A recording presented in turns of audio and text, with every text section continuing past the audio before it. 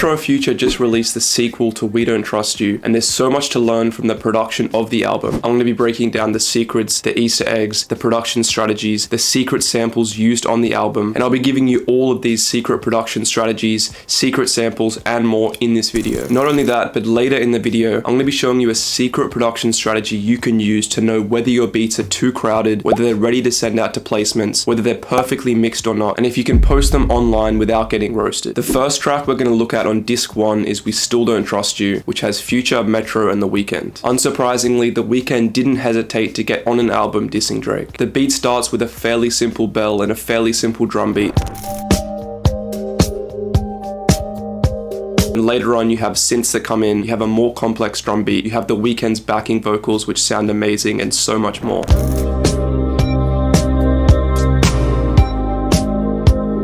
If you want to recreate the vibe or style of an album, two of the most important things to look at is the key and the BPM. Looking at this album, most of the songs are in the minor scale, and this track specifically is about 110 BPM. So I'm going to jump in and set this track to 112 BPM. If you're not the best at music theory like me, there's some really cool secrets you can use. For example, inside most DAWs, there'll be a chord tool. Inside FL Studio, you click this drop down here, you click view, you go down to scale highlighting, and you can select whichever scale you want. For example, I set this here to F minor. So now you can see all of the white notes in the piano roll are in this scale. So I'm never going to have to worry about placing a note that's out of key or out of scale. I've got this one shot here out of the Producer Growth Kit, and it's got the same kind of simple bell vibe as the song that we're being inspired by.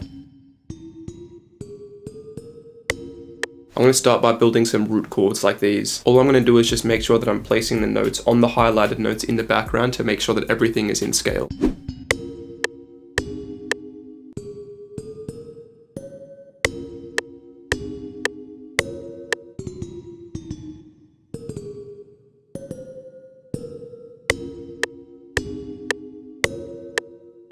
Now that we have the main chord progression, which fits the whole kind of vibe of the melody, I'm going to go and add some counter melodies and supporting melodies just like this.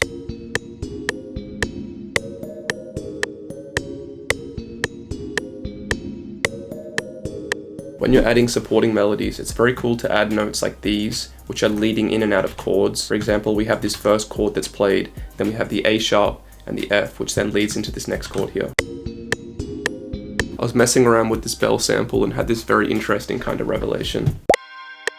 If you listen from the 250 mark, you can hear this very cool synth in the background.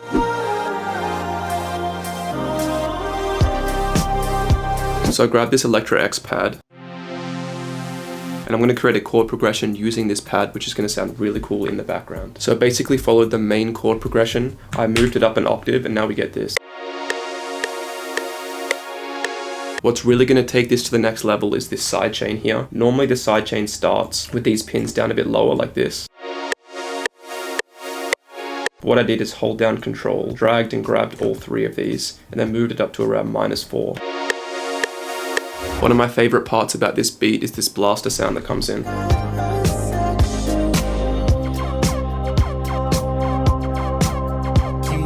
Having over here ready to start like deflecting blaster shots or something. I grabbed this Electra X sequence here.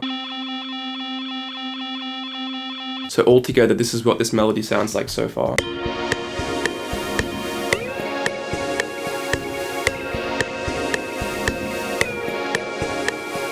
I added in this background key here. I also added in one more pad, which is a teeny bit more on the background, and it has some really cool evolution because it gets louder as the chord goes along. Kind of reminds me of the theme that's playing at the very end of Endgame for Tony's funeral. When arranging this beat, there's no chance that all of these layers are going to come in together. It's just good to have multiple layers so you can bring them in and out and keep things fresh and add evolution when you're producing. But altogether, this is what it sounds like.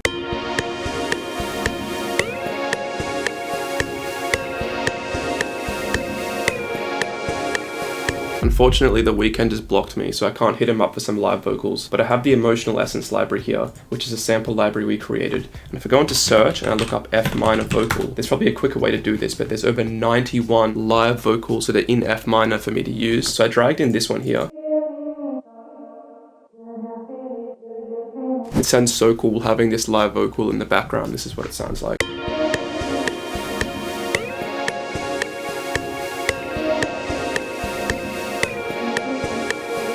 If you're not lucky enough to have a sample library like the Emotional Essence library, you can probably find some kind of plugin, some vocal one-shot pack, or something that will work. Make sure not to go and sample live vocals off a song that already exists, or you could get in quite a bit of trouble if you try and release it or if you send this track out. Now, I mentioned in the intro there's a very cool strategy you can do to tell whether your melodies or your beats are too crowded. I grabbed this a cappella, for example. It's from a Drake and Future song, which is kind of fitting because they're kind of on opposite sides when this album came out. I'm going to change the BPM of my track to 140, which is the BPM of this a cappella. I'm going to right click on time and set it to project tempo. Just for the time being, I'm going to change the BPM to 130 just so it will sound a little bit closer to the BPM of the vocals, and have a listen to how crowded everything sounds and how impossible it would be for an artist to fit on this melody. I did the digital dash. I put the bitch on the couch. I got it tucking in plan. There's just so much going on. So when I go and actually finish this beat and arrange it, I'll add this a cappella on top and show you how I've managed to make it fit by arranging the layers. I'm going to go and add the drums for that beat a little bit later, but in the meantime, I'm going to go and work on another track. The second beat we're going to look at is Red Leather, which has J. Cole as a feature. The main melody layer is this live guitar here.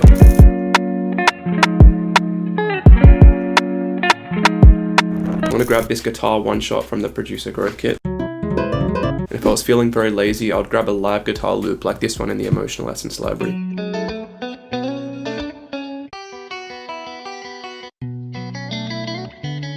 I don't know why I'm not picking one of those. I'm going to increase the BPM a bit. I'm going to go into scale highlighting, and I'm going to grab like a B minor, for example.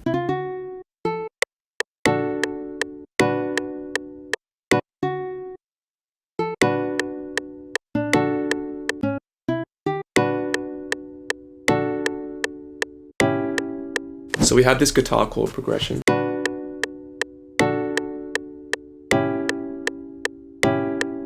I'm going to clone this. I'm going to go and add some slide notes in the background. So I'm going to make this a slide note.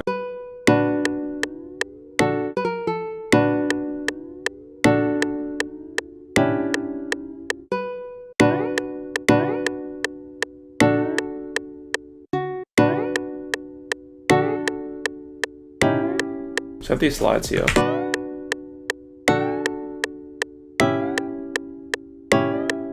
I want to add so much reverb onto this to make it kind of blend in. If you don't have a real guitar that you can use to add slides, or you're not lucky enough to have absolutely insane live guitar like that, that's what I would recommend doing.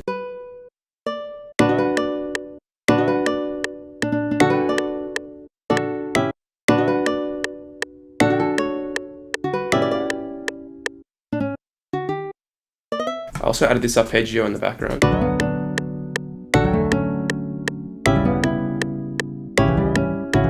I could stick with just the live guitar, but I'm going to go and grab a live vocal and put it on top. J. Cole sounds amazing with live vocals, just like in the song All My Life. So I'm going to go into the Emotional Essence library, look up B minor vocal, and here we have all these live vocals that are in B minor. First one is exactly what I need.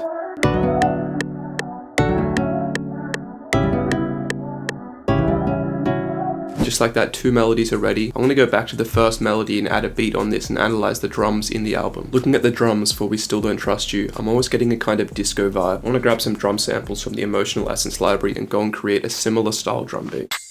I have a wide clap in there, and also a crisper kind of clap. Very crisp hi-hat that will kind of blend in. An open hi-hat. A very realistic sounding kick. I'm going to grab a transition. An 808 like this.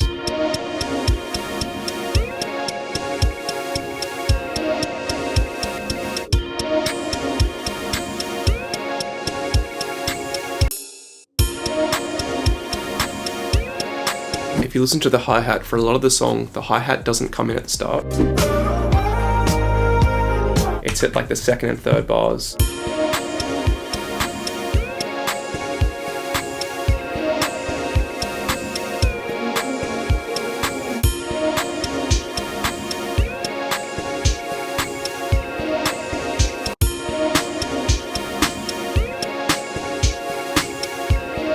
I have this very simple bass here, which essentially just kind of follows one of the synths in the melody.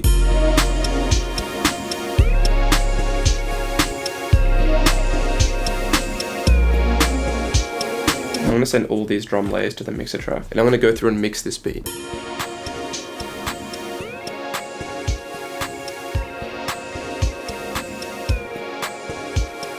Now with the levels set, I'm going to go into Isotope Ozone and just boost the volume a bit.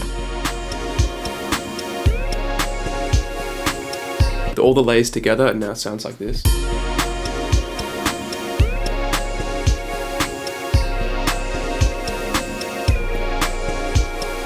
But now if we go and add this vocal, we can hear it sounds so crowded with all these layers, so we're going to have to do some arrangement. I said it don't take your mama. Out on the street like the mama. You racks will never be honorable. They know I'm a kid of my word. I hustle the first to the first. You bitches be nagging the kid. They getting on my motherfucking nerves. I saw the Rex and they love me. I'm smoking that packing on muddy. Taliban on these hoes. Give a Zan to these hoes. Got a plan what they know. With this new arrangement, the vocals fit so much better. We have these bells coming in at the start, basically on their own. Yeah. I did the digital. The beat comes in later, and we add in a few more layers. I said it don't take your mama. Out on the. And then when these massive pads and synths come in, we take out these bells. I hustle the first to the first. You bitches be nagging the kid. They getting on my. We also have this section here which sounds kind of empty, and it would sound perfect for like a verse, which generally would come in at about this time. I'm smoking that packing on muddy. Taliban on these hoes. Give a Zan to these hoes. And then for a hook, you want things to be wider and a bit warmer, which is when we have all these pads and chords coming in.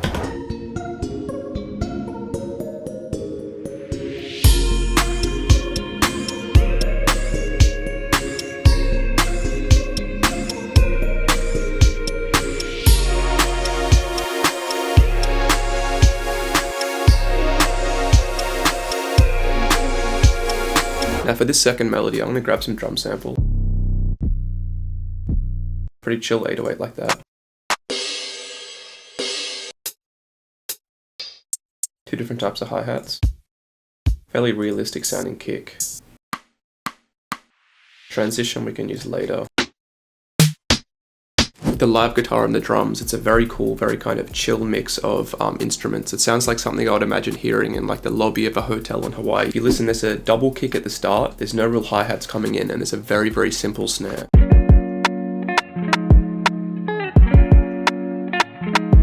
I'm going to use this perk as one of the snares.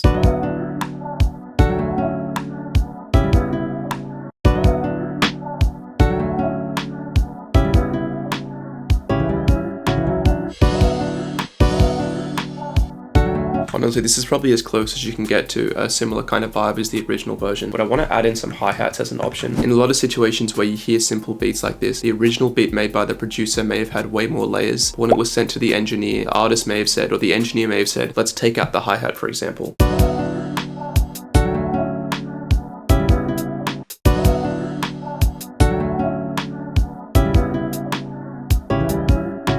We have this very simple hi-hat sequence here. One thing I'm changing 4 bars in is instead of having this double hi-hat at the start, I've lowered the pitch and I've actually made them quadruplet. So I've gone in and changed the magnet to 1/4 step. I've highlighted the note and clicked Control U, which is going to slice it up, and it adds this cool effect like this. Metro tends to play a lot of his beats on his MPC, so they're recorded live, which is awesome because we can have different kind of imperfections in the beat. And a way you can do that is by going and lowering the magnet and changing some of these notes to being slightly out of time, which is going to give it that cool kind of bounce and realistic sound. For example, we have this perk and snare combo. I want to go and grab this snare and move it slightly to the side. As you can hear, it adds so much depth, and that's a way you can really get that realistic sound, and it can make your beat sound so much less robotic. And here we have this live guitar loop, which we can use instead of this guitar that I created. Let me know which one you think sounds better.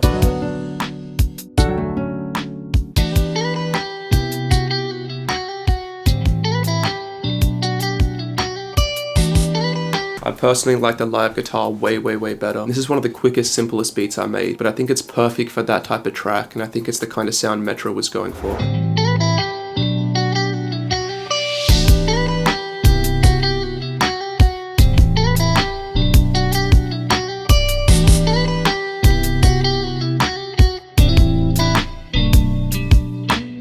So there you have it. That's how you can make beats like Metro and Future's We Still Don't Trust You. If there's any strategies or secrets I missed, feel free to drop a comment. The one shots I used in this video were from the Producer Growth Kit, and the live vocals and drum samples I used are from the Emotional Essence library. I'm going to link both of them in the description. They both have thousands of samples and an incredible discount. They're all 100% royalty free, and they come with a crazy amount of free bonuses as well. If you want to learn more, I recommend watching the first video I did for the production on this album or this mixing tutorial.